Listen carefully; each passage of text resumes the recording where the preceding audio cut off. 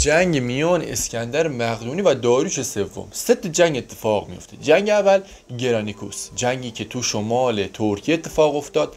ارتش ایران 35,000 نفر بود، ارتش ایران 40,000 نفر. تو سه تا جنگو ارتش ایران خیلی بیشتر بوده، ولی میدونی چطور بوده؟ اونا با زرو و همه مثل هم بودن، آموزش نظامی دیده بودن، ولی اینجا نه، اینجا فقط ارق میهن بود. یعنی منم اگه موقع بودم با یه چاقوی میرفتم میجنگیدم، فقط اونجا ارق میهن بود. از اون طرف وارد مرز ایران میشن. این 40,000 نفر تو یه روز، نه این جنگو یه روز بوده، یه روز 35,000 نفر با 40,000 نفر وارد جنگ میشن و حالا ایرانی‌ها شکست میخورن. او اضافه شون، حالا مثلا اونایی که زنده موندن برمیگردن و ایران اولین جنگو میبازه. فرمانده ایرانی که از ساتراپا بود. ساتراپ یعنی همه استانداری که از استاندارای دوره هخامنشی بوده. و حالا جالب و عجیبش میچی چیه؟ اون موقع اسکندر کاکام 20 سالش بوده. بچه 20 ساله الان با اون موقع.